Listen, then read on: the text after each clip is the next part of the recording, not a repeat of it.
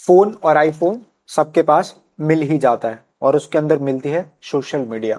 आजकल हर कोई Instagram YouTube पर ग्रो करना चाहता है और ग्रो करने के सबके अपने तरीके हैं। कोई डांस कर रहा है तो कोई गाना गा रहा है, कोई शेर व शायरियां कर रहा है तो कोई गीता से ज्ञान दे रहा है। गीता खुद में एक ज्ञान है, मगर उस ज्ञान को एक ज्ञान के रूप में लोगों तक पहुंचाना आवश्यक है, क्योंकि आज लोग संस्कृत पढ़ने से डरते हैं। लोग आज गीता पढ़ने से डरते हैं। लोगों को डर लगता है इतनी मोटी पुस्तक देखकर। लोगों को लगता है ये हमारे संदर्भ की बात नहीं है। मगर वही संदर्भ जब हमें स्क्रॉल करते हुए रील में मिलता है तो हर कोई उसको पसंद करने लगता है। और वही पसंद लोगों की जब पसंद बन जाए तो फिर हर किसी को यह है कि मुझे और जानना है और जानना है और जानना है, और फिर व्यक्ति व्यक्ति से जुड़ता चला जाता है। गीता से ज्ञान की बात इसलिए कर रहा हूं क्योंकि आज हमारे साथ गीता से ज्ञान चैनल की मालकिन खुद जानवी सिंह मौजूद हैं। बहुत बहुत स्वागत है आपका पीओवी में। बहुत धन्यवाद। शुरुआत करेंगे कि बहुत जनता आज आपसे जुड़ी हुई है, तो वो जनता ये जानना चाहती है कि कहाँ जन्म हुआ है जानवी सिंह का और कहाँ से आपने स्कूलिंग की है। जी वो पहले हम शुरुआत करेंगे, फिर आगे बढ़ते जी हैं। बिल्कुल, बहुत बहुत धन्यवाद मुझे यहाँ बुलाने के लिए। शुक्रिया। और मेरा जन्म हुआ है प्रयागराज की पावन भूमि पे अरे, जो उत्तर जहाँ प्रदेश में है, संगम है। जहाँ संगम है, जहाँ ज्ञान है, हर एक चीज है। और स्कूलिंग भी वहीं से हुई है। मतलब मेरा जो पूरा पूरा जो जीवन रहा है वो प्रयागराज में ही रहा है। हाँ, बर्थ प्लेस जो है वो नागपुर का है। अच्छा, हाँ जी, तो तो आप मेरी नागपुर से शिफ्ट हुए थे? नहीं, मेरी मम्मा नागपुर की है। अच्छा। तो जब मेरा जन्म हुआ तो मैं नागपुर में थी, तो जो बर्थ प्लेस है वो नागपुर है, बट पूरा जो बचपन लाइफ है, हाँ, वो तो सिर्फ, और स्कूलिंग भी यहीं प्रयागराज में ही हुआ है। प्रयागराज में हुई है। हाँ जी। कैसे थे स्कूल में? स्कूल में एक एवरेज एक ही स्कूल स्टूडेंट। से 12 तक पढ़ाई की? नहीं नहीं, अलग अलग स्कूल, 3-4 स्कूल चेंज कितने किए हैं स्कूल मैंने। चेंज किए? ऑलमोस्ट 4 से 5 स्कूल मैंने अच्छा, चेंज किए पहले हैं। कौन सी क्लास से कौन सी क्लास तक थे ये बताइए। मेरा सबसे पहला स्कूल, वो जो मेरा एग्जिस्टिंग अभी घर है उससे काफी पास में है। तो वहाँ मतलब जो बेसिक पहले इससे शुरू हुआ था, एलकेजी यूकेजी से, ठीक है। वो उसमें हुआ। उसके बाद मैंने ऑलमोस्ट सेकेंड और थर्ड में डीपीएस में पढ़ाई की है। ठीक है। उसके बाद में फिर फोर्थ क्लास में स्कूल चेंज हुआ था, तो मैं वापस उसी स्कूल में आई हूँ जहाँ मैं पहले थी। और इसके बाद मेरी मेजर 10th तक की पढ़ाई हुई एयरफोर्स स्कूल में, और एयरफोर्स स्कूल के बाद 11th और 12th हुआ संस्कार इंटरनेशनल स्कूल से। ठीक है, तो 10 से पहले की बात कर लेते जी। हैं। कैसी मेमोरीज हैं, कैसे थे पढ़ने में आप? पढ़ने में हमेशा से एक ऑलमोस्ट एवरेज स्टूडेंट, मतलब 80-85% ऐसे। एवरेज नहीं होता 85%। मेरे लिए एवरेज है। साइंस मिल जाती है 85% पे, तो वो एवरेज नहीं होता। और ठीक है, मतलब थोड़ा सा अब एवरेज कह सकते हैं, बट बहुत ज्यादा इंटरेस्टेड नहीं थी। कुछ ही सब्जेक्ट्स थे जिसमें मेरा इंटरेस्ट था, बाकी मैथ्स और साइंस वाले तो साइड उतना 10th इंटरेस्ट के नहीं बाद था। क्या लिया? साइंस? 10th के बाद आर्ट्स। आर्ट्स ली? साइंस लिया था, 15 दिन पढ़ के देखा, फिर समझ आया कि नहीं, ये मुझसे नहीं हो पाएगा। और उसको छोड़ने का कारण ये था कि पूरा फुल टाइम साइंस को देना पड़ता, और मेरा कहीं ना कहीं वो क्रिएटिव साइड खत्म हो रहा था। तो मुझे लगा कि नहीं, मुझे कुछ क्रिएटिव साइड करना है रादर देन साइंस या डॉक्टर करके। घर वालों का कितना इन्वॉल्वमेंट था कि क्या लेना है इस चीज में? घर वाले बड़े इन्वॉल्व रहे हमेशा से, हर एक लाइफ के फेज में, कि क्या करना चाहिए क्या नहीं। और माता पिता का हमेशा से बहुत सपोर्ट रहा है हर एक चीज में। तो उनका हमेशा से यही था कि जो काम करो उसमें खुश रहो। अब तुम चाहे साइंस करो, आर्ट्स करो, कंटेंट क्रिएशन करो, अगर तुम खुश हो तो हम खुश हैं, और तुम वही कार्य करो जो तुम्हें अच्छा लगता है। तो इस चीज में वो हमेशा से बहुत ओपन माइंडेड रहे हैं। तो आर्ट्स लेना आपका खुद का डिसीजन था? हाँ जी, मेरा डिसीजन था। और डिसीजन भी नहीं कहेंगे पूरी तरह से, क्योंकि मैं कंफ्यूज थी उस टाइम कि करना क्या है। साइंस लिया, 15 दिन पढ़ के देखा, नहीं समझ आया क्या करना है। तो बहुत कंफ्यूजन वाले स्टेट में, कुछ नहीं समझ आ रहा था, तो आर्ट्स ले लिया कि चलो ले लेते हैं, फिर देखा जाएगा, फिगर आउट करेंगे कि करना क्या है। और फिर मैंने अपने आप को 11th-12th पूरा टाइम दिया सोचने के लिए कि एक्चुअली मैं करियर में क्या करना है। और अलग अलग स्किल्स डेवलप करके देखी, अलग अलग चीजें करके देखी। और फिर अध्यात्म की तरफ जब मुझे इंटरेस्ट आया तो कंटेंट क्रिएशन शुरू किया। ठीक है, उस पे भी आएंगे, अच्छे से बात करेंगे। मगर जब जैसे स्कूल में होते हैं तो हर बार कहीं ना कभी टीचर्स पूछ ही लेते हैं क्या बनना चाहते हो। हाँ। तो तब कुछ 10 से पहले कुछ क्लियर था?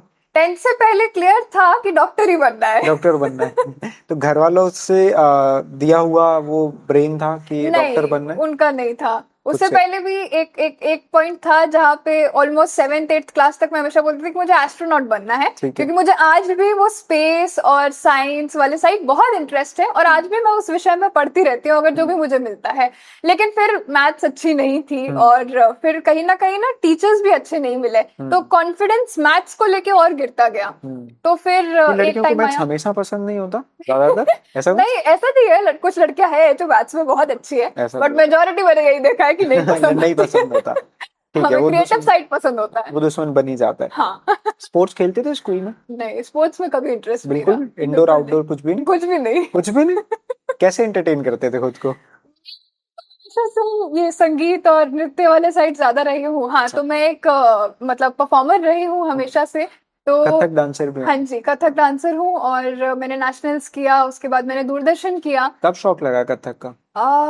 शौक तो मेरी मम्मी बचपन से चाहती थी कि मतलब मैं 4 साल की थी तो मुझे वो कथक क्लासेस भेजा करती थी। अच्छा। बट उससे मेरा कोई इंटरेस्ट नहीं था, तो मैं हर रोज बहाने बनाया करती थी अच्छा। कि आज नहीं जाना है, आज कुछ हो रहा है, आज पेट में दर्द है।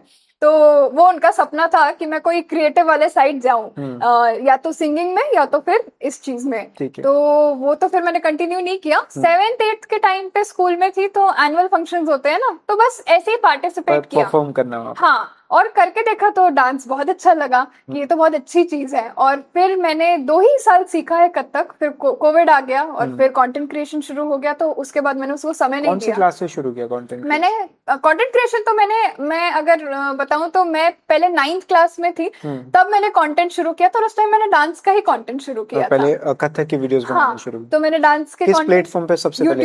यूट्यूब पे काम करना हाँ, शुरू? उस टाइम बस ये था कि कुछ करना है सोशल मीडिया पे, क्योंकि बहुत सारे कंटेंट क्रिएटर्स को देखा करती थी और लगता था कि मैं कुछ इस स्पेस में कर सकती हूँ, क्योंकि कैमरे पे आना और परफॉर्म करना अच्छा लगता था। तो वो शुरू किया, 1 साल उसको किया, बट उतना अच्छा रिस्पॉन्स कुछ था नहीं, प्लस बोर्ड्स थे फिर, तो फिर घर वालों ने भी कहा कि अभी इस पर ज्यादा ध्यान दो, तो वो वहां बंद कर दिया। और दोबारा फिर 11th एंड हो रहा था और 12th शुरू ही हो रहा था, तब मैंने ये कंटेंट शुरू किया है। प्रॉपर तब काम करना शुरू हाँ। किया? कैसे डिसाइड किया है, कैसे आया कि काम करते दोबारा? कंटेंट एक ऐसी चीज है जो मुझे हमेशा से पसंद रही, जैसे मैंने बताया। तो 9th में भी मैं ऑलमोस्ट 1 साल से पीछे पड़ी हुई थी मम्मी पापा की कि मुझे कुछ सोशल मीडिया पे करना है, बट उस टाइम ना कंटेंट क्रिएटर जैसा कोई वर्ड एग्जिस्ट नहीं करता था उस टाइम पे। ये तो अब पॉपुलर हो गया है, उस टाइम पे ज्यादा से ज्यादा there was a word YouTuber या फिर इंस्टाग्रामर, और एज अ करियर इसको नहीं देखा जाता था, कोई भी नहीं था, और हमारे आसपास की सोसाइटी में भी कोई नहीं था जो content creation as a career कर रहा हो।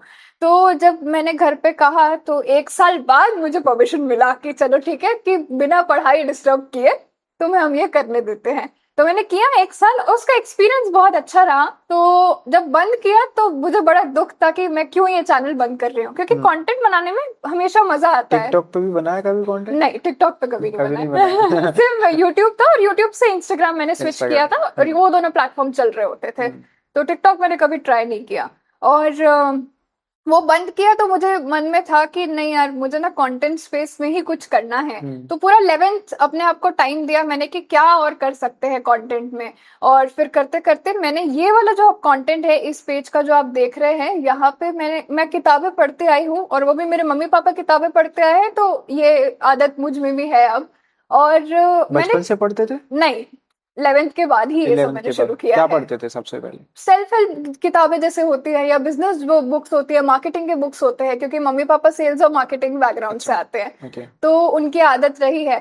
तो वो सारी किताबें मैं पढ़ती थी और मुझे लगा कि ये शेयर कर सकते हैं, तो मैंने पहले किताबों को ही शेयर करना शुरू किया। और जैसे जैसे मेरे खुद के जीवन में जब मैं आगे बढ़ती गई, पढ़ती गई, तब मेरे लाइफ में एक एंगल आया जहां मैंने श्रीमद् भगवद गीता को पढ़ा, और वो भी मम्मा से ही आया है। पहले मेरी मम्मा ने पढ़ा और उन्होंने ही मुझे कहा कि तुम्हें भी ये पढ़ना चाहिए। तो तब मैंने पढ़ा, कंटेंट चल ही रहा था उस टाइम पे, और बहुत सीमलेसली मैंने इस कंटेंट में शिफ्ट किया कि मैं किताबें बता ही रही हूँ, और धीरे धीरे करते करते इस उद्देश्य से किया कि गीता का ज्ञान अगर मैं बताऊं तो कहीं ना कहीं मुझे भी और सीखने मिलेगा, क्योंकि जब आप पढ़ाने के लिए पढ़ते हो तो आप और अच्छा पढ़ते हो। तो उस उद्देश्य से इसे शुरू किया और ऐसे ये कंटेंट शुरू हुआ। चलो उस पे आएंगे, अच्छे से बात करेंगे। स्कूल का कोई ऐसा इंसिडेंट जो कभी भूला नहीं जा सकता? या हमेशा याद रहता हो? स्कूल का ऐसा इंसिडेंट, बहुत सारे इंसिडेंट हुए हैं। अक्सर मेरा जो इंटरेस्ट होता था स्कूल में वो एक्स्ट्रा करिकुलर एक्टिविटीज में होता था। ठीक है। तो उसके प्रैक्टिसेस, वहाँ जो दोस्त बनते हैं उस ग्रुप में, उसके उसके जो फंक्शंस होते हैं, वहाँ मेरी सबसे अच्छी आज भी मेमोरीज दोस्त रही है। साथ होंगे?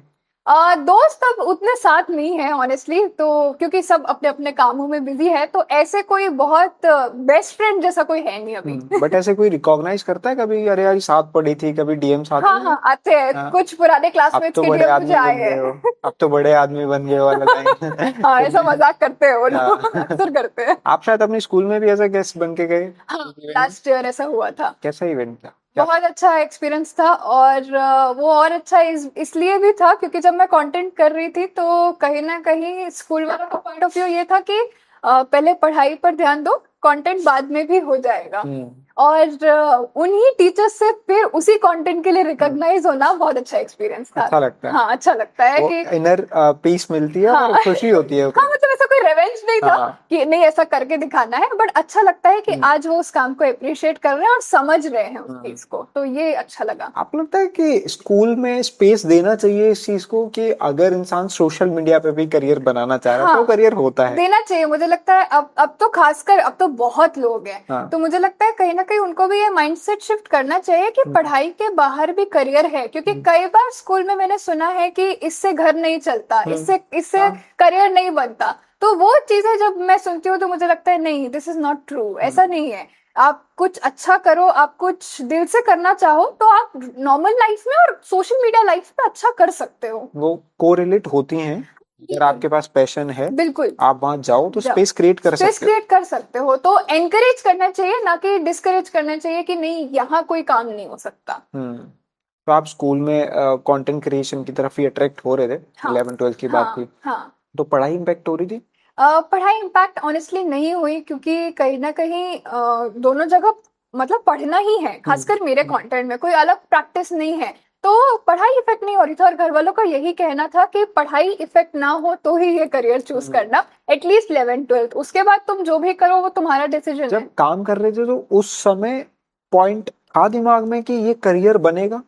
नहीं, ऑनेस्टली जब पहली बार शुरू किया तब तो बंद किया, तो वहां पे कोई पॉइंट नहीं था। बट दोबारा जब शुरू किया तो हाँ, माइंड में कहीं ना कहीं था कि शायद इसमें करियर बन सकता है। और मैंने घर वालों को कहा भी यही था कि मुझे 1 साल का टाइम दीजिए, अगर इसमें मैं करियर बना के अगर अच्छा कुछ करूँ तो मैं ये कंटिन्यू करूंगी, नहीं तो आप जो बोलोगे मैं वो आप करूंगी। एक बहुत इंपॉर्टेंट मैसेज दे सकते हैं इस जगह। जी। मेरा सवाल ये है कि आजकल बहुत ज्यादा तादाद में यंगस्टर्स अपनी पढ़ाई के साथ कंटेंट बना रहे हैं। हाँ पेरेंट्स 90% सपोर्ट नहीं करते। हाँ, ट्रू। उनको लगता है कि क्या ही कर रहे क्या हो, ही कर रहे हो। कैसी वीडियोस बना रहे हो। हाँ। तो पेरेंट्स का सपोर्ट होना शायद आपको बहुत हेल्प रही होगी। हाँ। वो कितना इंपॉर्टेंट हो जाता है और करना चाहिए?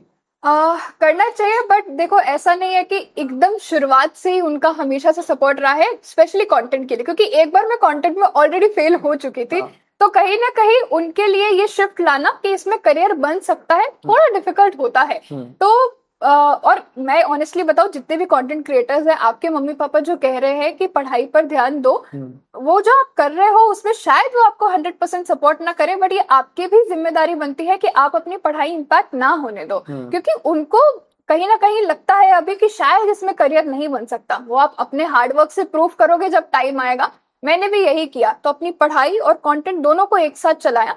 और पेरेंट्स एक टाइम बाद में सपोर्ट करते हैं जब वो देखते हैं कि इस पर्टिकुलर करियर पाथ में जहां अभी ग्रोथ नहीं है, बट आप फिर भी उस काम को शिद्दत से, लगन से, मेहनत से कर रहे हो। एक टाइम ऐसा आएगा कि आपकी जब ग्रोथ दिखेगी तो वो भी सपोर्ट करेंगे। तो वो आपको बुरा तो नहीं चाहते, अच्छा ही चाहते हैं, बट हाँ, आपको भी दिखाना पड़ेगा प्रूफ करके कि हाँ आप इसमें कुछ कर सकते हो। ये उनको करके तो दिखाना पड़ेगा ना, और पढ़ाई में, और पढ़ाई में भी चूक नहीं करनी चाहिए। सबसे बड़ी बात तो ये बहुत जरूरी है। आपको उसको मेंटेन करना बहुत ज्यादा जरूरी हो जाता है, क्योंकि पेरेंट्स पैसा लगाते हैं तो उम्मीद तो रहती है ना। सीधी सी बात है। तो मम्मी पापा के सबसे ज्यादा क्लोज किसके हैं? मैं दोनों के ही क्लोज हूँ एक्चुअली। बहुत ज्यादा सपोर्ट कौन करता था कंटेंट बनाने में? कंटेंट में एकदम शुरुआत में तो मम्मा का थोड़ा सा ज्यादा सपोर्ट रहा है, क्योंकि मम्मा से ही इंस्पायर होकर मैंने श्रीमद् भगवद गीता पढ़ना शुरू किया। और पापा का एक पॉइंट पे बस ये पॉइंट था कि कॉलेज कर लो और फिर कंटेंट क्रिएशन करना। तो मम्मा ने कहा नहीं, वो कंटेंट करेगी तो फिर मतलब कॉलेज करने लगेगी तो फिर तो उसका पैशन मर जाएगा। तो ये परमानेंट है, स्कूल कर लो फिर कुछ करना, हाँ हाँ, ये कॉलेज सबके घर में परमानेंट है। कॉलेज कर लो फिर कुछ करना, जॉब कर लो फिर कुछ करना, बिल्कुल। वो मतलब कांस्टेंट चलता ही हाँ, चलता था, वो हर बिल्कुल। बच्चा फेस करता ही है कहीं हमेशा पे। फेस करता है। तो मम्मा ने जब पापा को कहा कि नहीं, वो मतलब कॉलेज करने लगेगी या एक टाइम बाद और फिर कंटेंट का सोचेगी तो शायद वो उसमें एक्सेल ना कर पाए, साथ में करने दो। तो फिर मम्मी पापा दोनों ने बहुत अच्छे से सपोर्ट किया। कुछ रिलेटिव्स ने अपोज किया बट मम्मी पापा हमेशा साथ में खड़े थे। तो कोई रिश्तेदार, हाँ वो कहीं ना कहीं इम्पोर्टेंट फैक्टर है। इम्पोर्टेंट फैक्टर है, बिल्कुल। वो कहीं ना कहीं आपको मोटिवेट तो करते ही है। कोई ऐसा था जिसकी बातें मेंटल इम्पैक्ट डाल रही थी उस ड्यूरेशन में, जब आप ग्रो कर रहे थे या स्टार्ट कर रहे थे? Negative impact? हाँ, नेगेटिव इम्पैक्ट। मतलब रिश्तेदारों का कॉमनली यही पॉइंट रहता है कि क्या कर रहे हो। करवा जैसे रहे हो? आपने कहा ना, जैसे मम्मी पापा सोचते हैं पता नहीं क्या कर रहा है पढ़ाई के अलावा। तो वो एक पॉइंट रहता था और जब तक वो प्रूफ नहीं हुआ तब तक वो कहते रहते थे और थोड़े बहुत ताने मिलते रहते थे।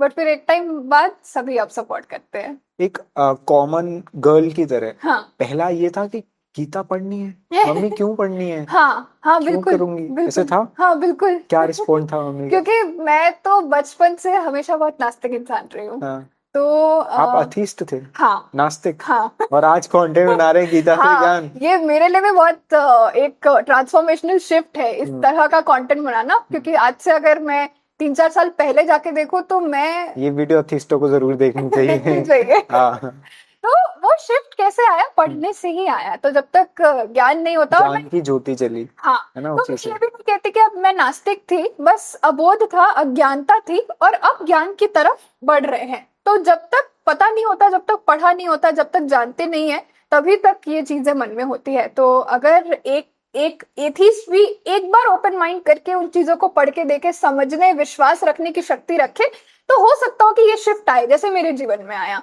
तो जिज्ञासा हमेशा रही है हर एक चीज के पीछे कि कुछ पूजा हो रही है तो क्यों हो रही है, या फिर ये ऐसा है तो ऐसा क्यों है। तो जैसे जब नास्तिक थे और घर में पूजा होती थी तो बैठते थे?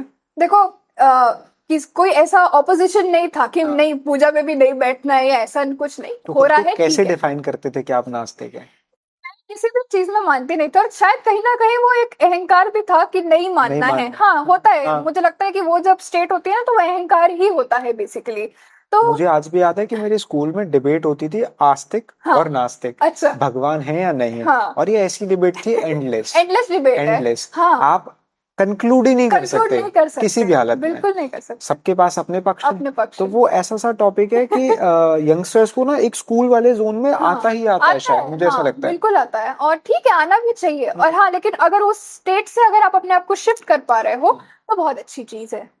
आप कैसे कर पाए? पढ़ने से, वो ज्ञान। हाँ, वो ज्ञान से। क्योंकि वो अज्ञानता ही थी और वो अज्ञानता का ही अहंकार था।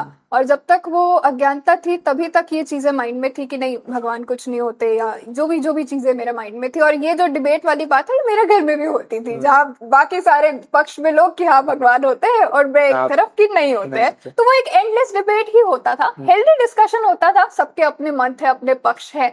बट हाँ, जब पढ़ा तब समझ में आया कि नहीं होता है। वैसे बात करने में ना, हाँ, ये डिफरेंस बहुत छोटा लग रहा है। हाँ, बट ये जो लाइन है ना, हाँ, हाँ, नास्तिक से तो यहाँ आस्तिक कन्वर्ट होने होने की, ये हाँ, बहुत बड़ी बहुत बड़ी है ना, वैसे देखा जाए तो। हाँ, बट इसको टच करना ना, जैसे आप नास्तिक थे जी, और आपको गीता दे दी जाती है पढ़ो, जी, तो ये जो ट्रांसफॉर्मेशन है ना, हाँ, ये इजी नहीं है। हाँ, इजी नहीं है। कैसे इजी बनाया है इसको, और लोग कैसे बनाए, मतलब एक्सेप्टेंस कैसे दें?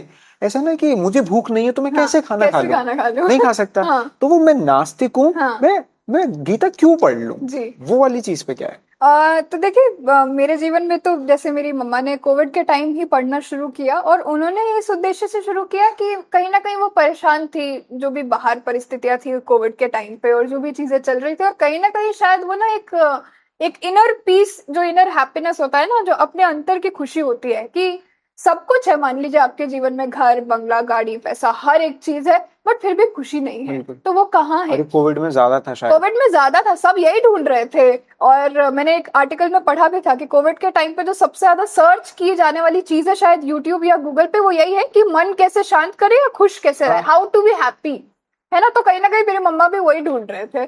तो उनके पास एक यूट्यूब रिकमेंडेशन आया कि भगवत गीता का कुछ तो भी वीडियो था।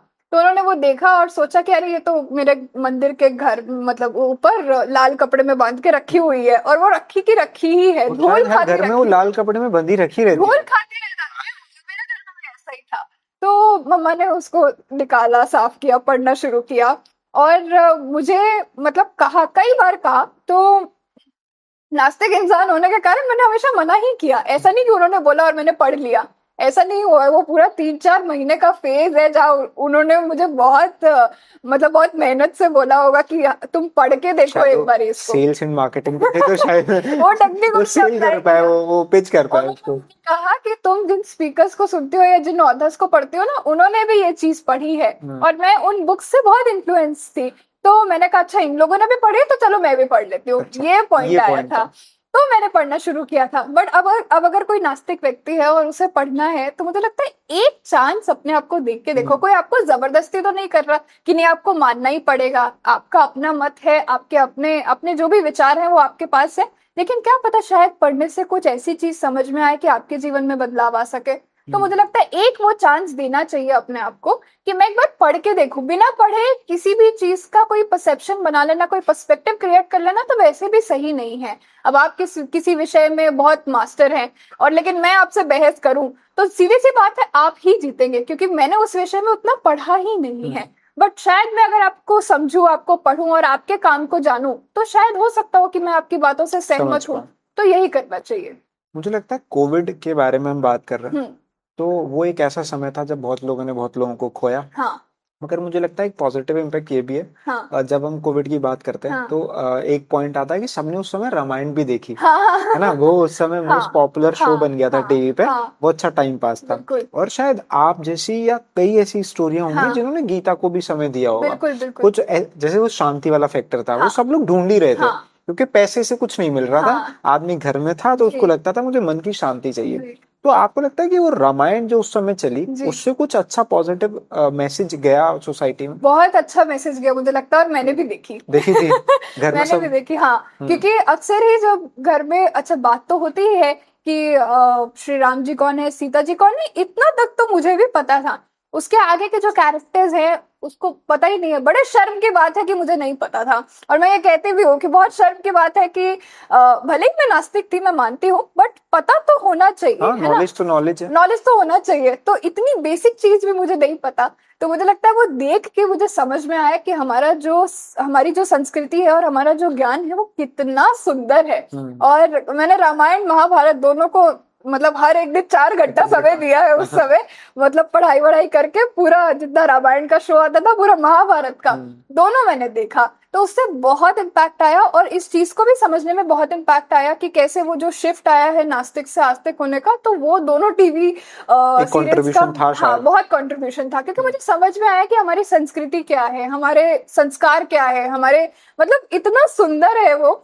तो वो मुझे लगता है कहीं ना कहीं बहुत इम्पैक्ट लेके आया। और जिस किसी ने भी देखी है वो सोचता तो जरूर होगा कि हमारी जो संस्कृति है, हमारा जो कल्चर है वो कितना अच्छा है। गीता कितनी बार पढ़ चुके हो अब तक? मैं कुल 3 बार पढ़ चुकी हूँ अभी तक। 3 बार पढ़ जी। चुके। पहली बार पढ़ने का एक्सपीरियंस कैसा था, कितना समझ आया? नहीं ज्यादा समझ में आया। एक तो बहुत अच्छी खासी हिंदी है, और हिंदी पढ़ने की इतनी आदत नहीं थी। अब तो हो गई है, बट उस समय तो नहीं थी। तो बहुत कठिन होता था समझना। और उस समय बस ऐसे ही पढ़ना शुरू किया था, तो कोई गुरु भी नहीं थे जो समझा सके। पता ही नहीं था कि पढ़ने के लिए गुरु भी होना चाहिए, ज्ञान ही नहीं था। तो खुद एक बार ही समझ अच्छा, के देखा। ये रिपीट करिए। आपने कुछ इंटरेस्टिंग कहा है कि पढ़ने के लिए भी गुरु चाहिए, हाँ है ना। बिल्कुल। लोगों को ऐसा नहीं लगता, बिल्कुल पढ़ना ही तो है, पढ़ना ही तो है। पढ़ना ही हाँ। तो है, ये तो पढ़ना ही है। हाँ। तो इसको कैसे, मतलब आपको कैसे फील हुआ कि गुरु की जरूरत है? क्योंकि पढ़ना ही है ऐसा नहीं है, समझना भी है, जीवन में उतारना भी है। तो जब समझने और जीवन में उतारने की बात आती है ना, तो वो एक गुरु ही बता सकता है। और कहीं ना कहीं आपको जितना ज्ञान है उससे 10 गुना, उससे 50-100 गुना अधिक ज्ञान उस गुरु को है, जो आपको ये चीजें समझा सके। क्योंकि आप क्या पढ़ोगे, एक ही चीज पढ़ोगे, या आपने जो पहले पढ़ा है एक आधी चीज ही पढ़ी है उसके बारे में। जो गुरु है उन्होंने हर एक चीज पढ़ी है। जितने भी हमारे वेद है, उपनिषद है, शास्त्र है, तो हर एक डायमेंशन से, हर एक तरीके से वो आपको समझा सकते हैं। और शास्त्र अनुसार, वेद अनुसार आपको हर एक चीज समझा सकते हैं कि यहाँ पे गीता के श्लोक में कहा क्या गया है। तो मुझे लगता है उसके लिए गुरु बहुत जरूरी है। और मुझे कैसे समझ में आया, जब पहली बार पढ़ा तो उतना नहीं समझ में आया। और दूसरी बार जब पढ़ा तो मतलब बेसिक क्लियर हो गया था। बट जब फिर मैंने उसी बीच आधा ही हुआ था, तब मुझे लगा कि नहीं, कुछ चीजें हैं जो मुझे नहीं ही समझ में आ रही है। तो मैंने 5-6 महीने एक गुरु ढूंढने में लगाए, कोई गुरुकुल के जो मुझे ये चीजें पढ़ा सके।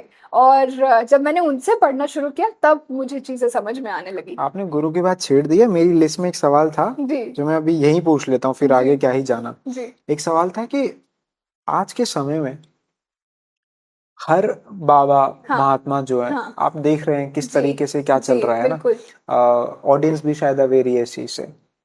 कैसे एक सही गुरु का चयन करें, कैसे डिसाइड करें कि हम्म जिन्हें गुरु बनाए हम्म सही व्यक्तित्व है, हम्म कैसे? गुरु में सबसे पहली चीज ये देखनी चाहिए कि गुरु जो भी आपको पढ़ा रहा है उसका उद्देश्य क्या है। हम्म, ये बहुत मायने रखता है हम्म, कि उसका खुद का कुछ स्वार्थ जुड़ा हुआ है, या अगर स्वार्थ है भी तो वो किस तरह का स्वार्थ है, अच्छा है बुरा है क्या है।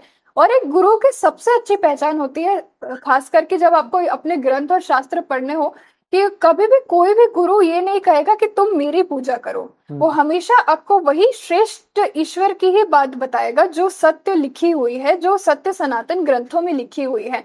तो एक गुरु की असल पहचान यही हो कि वो आपको इस सत्य के मार्ग पे लेके जाए और वो आपको वही चीजें समझाए जो एक्चुअल में लिखी है, ना कि उस पाथ से आपको भटकाए।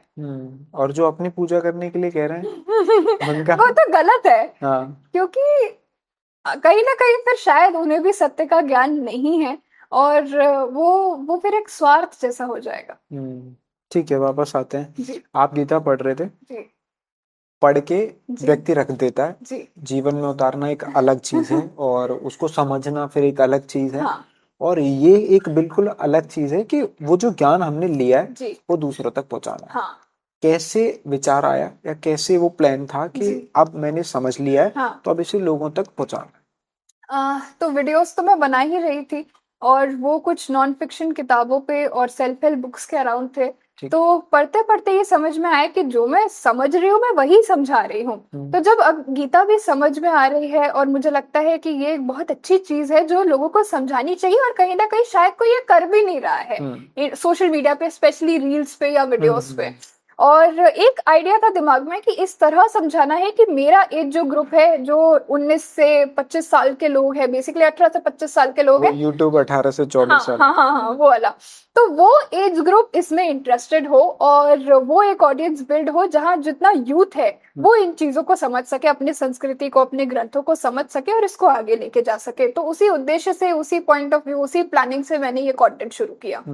कभी क्रेडिबिलिटी मेंटेन करने का प्रेशर रहा है कि आप जो पास ऑन कर रहे हैं हाँ वो सही है, हाँ वास्तविकता है उसमें? बिल्कुल। क्योंकि सोशल मीडिया पे मनगढ़ंत बातें, बहुत है। मनगढ़ंत स्टोरीज पास हाँ, ऑन करना कोई बड़ी बात कोई नहीं बड़ी है। बात आओ बोल दो, बोल दो। कहानी खत्म। तो वो प्रेशर कभी फील किया है कि मैं अगर कुछ कहूंगी हाँ तो क्रेडिबिलिटी होगी? बिल्कुल, हमेशा से रही है, और कहीं ना कहीं उद्देश्य यही था कि इंटरनेट पे ऑलरेडी बहुत कंटेंट है जो बहुत मनगढ़ंत है, बहुत गलत है, और लोग उसे फॉलो कर रहे हैं हाँ। क्योंकि उन्हें पता ही नहीं है।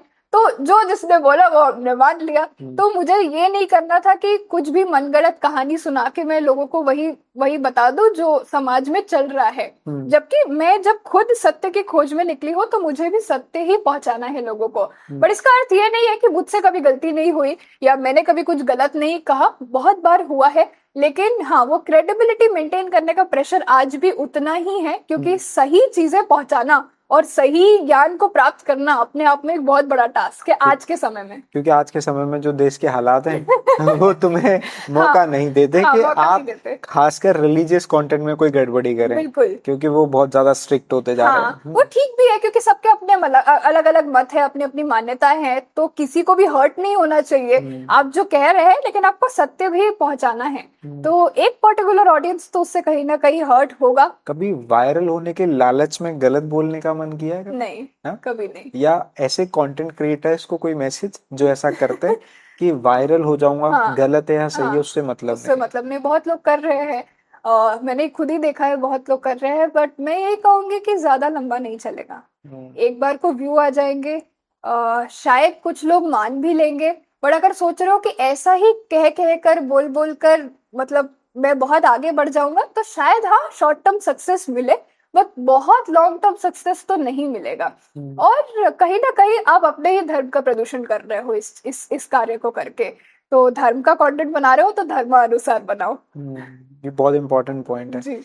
गीता के अलावा क्या क्या और पढ़ा है आपने? गीता के अलावा मैंने गुरुजी से, गुरुकुल के आचार्य है उनसे उपनिषद पढ़े। तो अभी 11 में से मैंने 4 उपनिषद पढ़े हैं। ठीक है। और साथ ही महाभारत जो है वो पूरी चल पढ़ी? रहा है। हाँ चल जी, रहा है? पूरा नहीं पढ़ा है, चल रहा है। मतलब आधा ऑलमोस्ट हो चुका है, बट हाँ उसको भी मैंने बताना शुरू किया है। तो जो आइडियाज हैं वो जिस समय पढ़ रहे होते हैं उसी समय जनरेट करते हैं या पहले से प्री प्लान करके चलते हैं? नहीं, जैसे ज्यादातर जो भी सब्जेक्ट्स होते हैं वो तो पहले ही पढ़े होते हैं। और जब फिर मेरे जितने भी वीडियोस है ना वो सीरीज वाइज चलते हैं, चाहे वो यूट्यूब हो चाहे वो इंस्टाग्राम हो। तो इंस्टाग्राम पे भी मैंने यही शुरू किया था कि अगले 700 दिन मुझे 700 गीता के श्लोक बताने हैं। तो हर एक दिन एक श्लोक।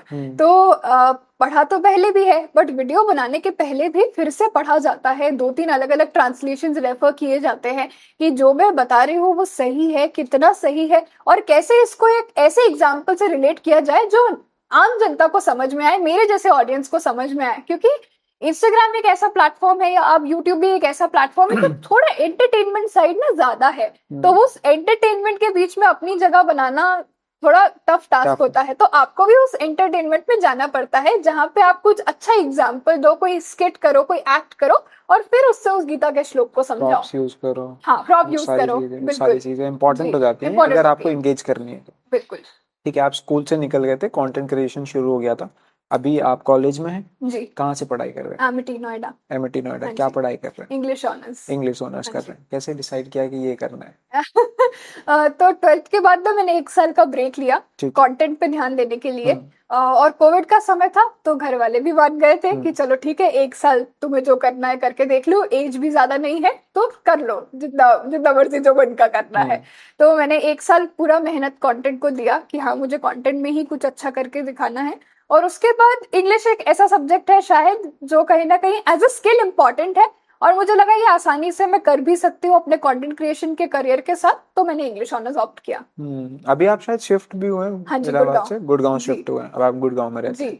ठीक है, आगे का अभी जैसे कॉलेज में है तो रेगुलर जाते कभी? नहीं, रेगुलर कभी कभी जाना होता है। तो मतलब कॉलेज का वो एक्सपीरियंस तो उतना नहीं है मेरे लाइफ में। हाँ, उतना नहीं। तो अभी कंटेंट क्रिएशन पे पूरा फोकस है आपका? उसी पे सारी चीजें कंटेंट क्रिएशन पे और जो आध्यात्मिक शिक्षा चल रही है उस पे। तो आप गुरुकुल से भी शिक्षा ले रहे हैं? हाँ। कब जोड़े? गुरुकुल से मुझे ऑलमोस्ट हो गए 1.45 इयर्स हो गए। बताइए कुछ गुरुकुल के बारे में, कैसा है? मेरा गुरुकुल ऑफलाइन नहीं है क्योंकि मेरे पास ऑफलाइन जाने का समय ही नहीं है। ठीक है। तो मैंने आचार्य जी को यही कहा था कि मैं ऑफलाइन गुरुकुल तो नहीं आ सकती, गुजरात में है और बहुत कम है गुरुकुल आज के समय में। तो वैसे भी तो अपने शहर में गुरुकुल ढूंढना तो वैसे ही एक बहुत बड़ा टास्क था। तो मैंने उनको कहा कि आप गुरुकुल में जो भी चीजें होती है वो मुझे ऑनलाइन सिखाना शुरू करें, टेक्नोलॉजी है तो उसके जरिए सिखाना शुरू करें। हाँ, उसका फायदा उठाए। तो उन्होंने मुझे ऑनलाइन ही हर एक चीज करना सिखाया है। जितने भी हमारे ग्रंथ है, जितने भी नित्य। गुरु का नाम है आचार्य योगेश जी। और ये तो एक गुरुकुल हो गया, और एक और है उत्तर प्रदेश में आता है वो, वहां पे भी उनका भी नाम आचार्य योगेश जी ही है। उनसे भी मैंने कुछ सीखा है। हाँ, मैंने क्या किया कि मैंने अलग अलग गुरुकुल से कनेक्ट किया ताकि मैं एक ही समय पे अलग अलग चीजें कम समय में ज्यादा सीख सकूं। एक हरियाणा में है, उनका नाम है आचार्य लोकेश जी। तो ऐसे मैंने कई लोगों से अपने पूरे मतलब टाइमलाइन में सीखा हुआ है, और मैं अभी भी उनसे सीख रही हूँ। ठीक है, अच्छी बात है। आज के युवाओं को मतलब मुझे लगता है कि गुरुकुल की तरफ थोड़ा ट्रैक तो होना चाहिए। बिल्कुल। और जो स्कूलों की फीस इतनी बढ़ गई है तो मुझे लगता है आज नहीं कल वो गुरुकुल जाएंगे जाना चाहिए। खैर आप पढ़े लिखे, तो मेरा एक सवाल है,